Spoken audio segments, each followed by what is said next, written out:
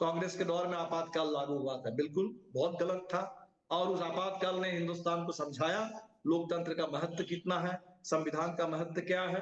लेकिन आप सोचिए कि वो आपातकाल ऐसा था कि उसी आपातकाल के दरमियान उसके अंत आते आते चुनाव होता है।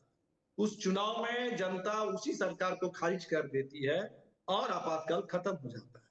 वो आपातकाल लगता किस दौर में है, जिस दौर में प्रधानमंत्री के खिलाफ एक इलेक्टोरल मैल प्रैक्टिस के सवाल पर पिटीशन होता है और एक हाईकोर्ट को उस दौर में इतनी हिम्मत होती है कि प्रधानमंत्री के चुनाव को डिस्क्वालीफाई हाईकोर्ट कर देता है। आज का दौर सोचिए, आज के दौर में चुनाव आयोग के पास आप कुछ भी लिख के दे दीजिए कि हेड स्पीच चल रहा है, आचार संहिता का उल्लंघन हो रहा है। चुनाव आयोग शासक दल के खिलाफ, सरकार के खिलाफ कुछ भी सुनने के लिए तैयार नहीं है।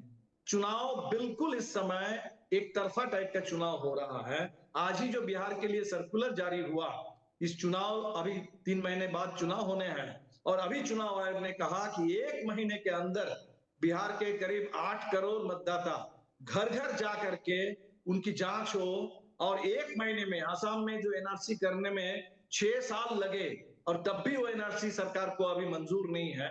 बिहार में लगभग उसी तरह के एक एनआरसी जैसे काम वो 1 महीने के अंदर इलेक्टोरल रोल के डिवीजन के नाम पर करना चाहते हैं। जाहिर सी बात है कि महाराष्ट्र में जिस तरीके से चुनाव में बड़े पैमाने पर वहां अनियमितताएं हुई, बिहार में उससे भी ज्यादा अनियमितता साफ साफ करने की कोशिशें होगी।